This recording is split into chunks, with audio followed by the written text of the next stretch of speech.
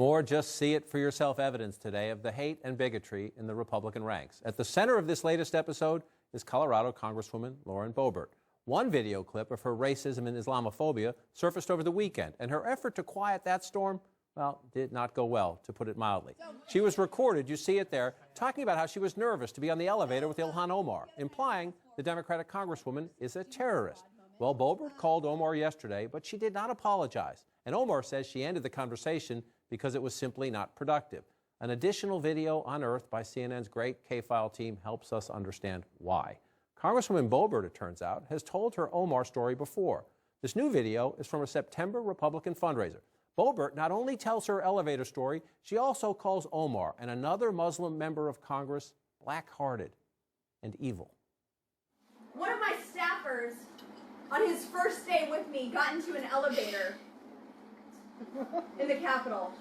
And in that elevator, we were joined by Ilhan Omar. Oh, well, it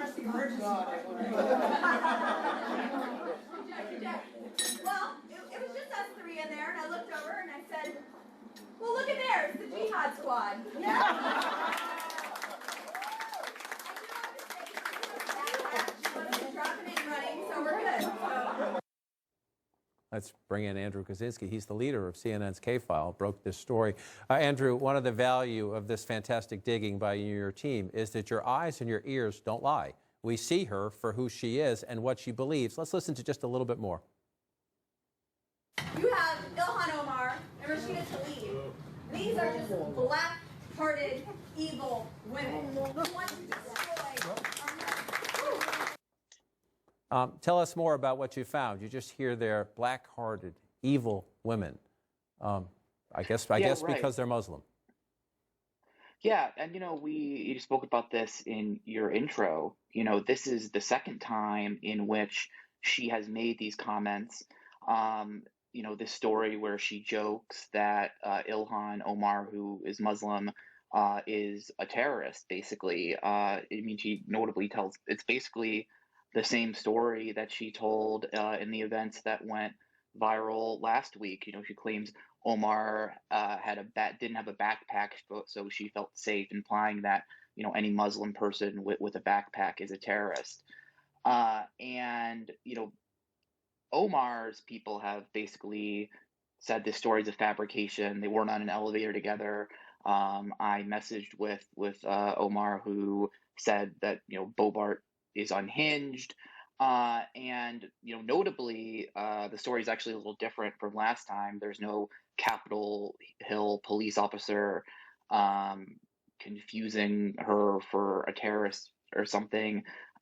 So it does lend, I think, a little bit of credence to the fact that this is sort of just a made-up story that she's telling a crowd for, I don't know, laughs maybe. I guess the joke is that Muslims are terrorists, but like I said, Omar called this unhinged. Andrew Kaczynski, grateful for your reporting and the K-File team's reporting. Let's bring it back into the room. And again, the point Andrew makes that's so important is that it's not one video. It's not someone who got caught up in the emotion of a crowd and said something horrible and then tries to apologize for it and then does apologize for it. This is something that clearly it's part of her quote-unquote routine. She thinks it's funny.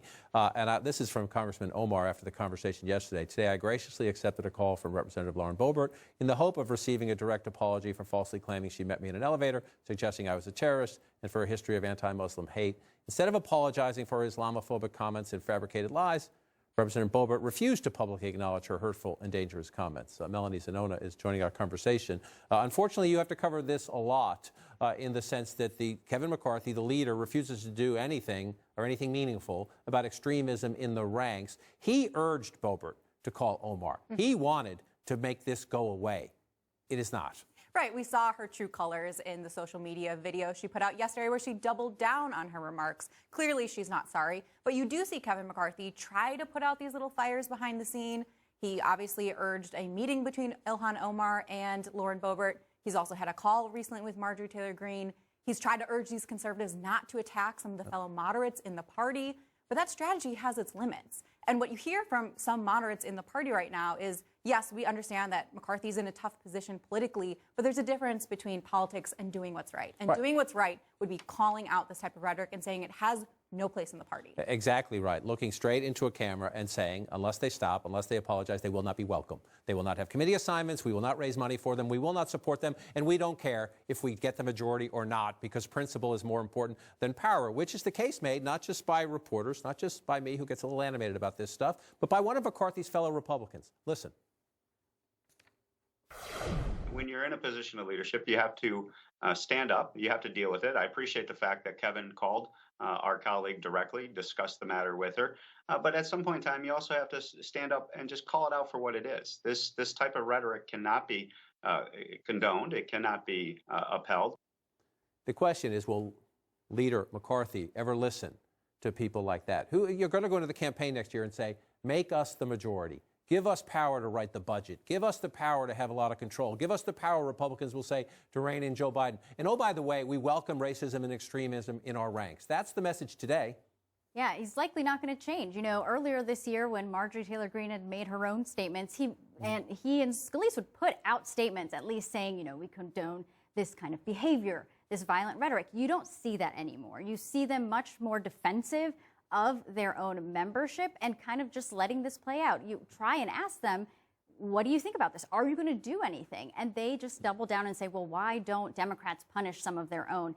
Never usually mentioning Omar's name, but very much suggesting that she herself has made. And Tom Reed, a more moderate Republican from New York, conservative Nancy Mace of South Carolina also said she found what Boebert said to be reprehensible. For that, she did not get any applause from most of her Republican colleagues. She got this from Marjorie Taylor Greene, who loves to stir this stuff. Just frankly, Marjorie Taylor Greene loves this stuff and loves to stir it. Nancy Mace is the trash in the GOP conference, never attacked by Democrats or rhinos. This goes on.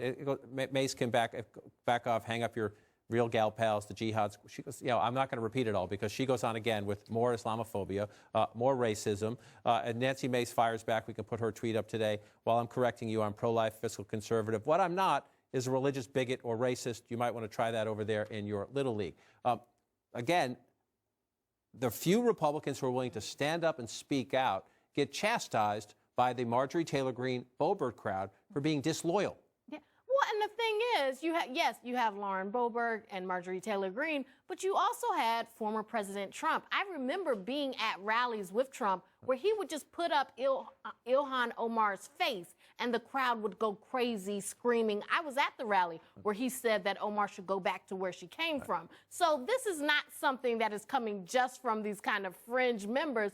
This came from the leader of the party who never apologized for any of those things that he said.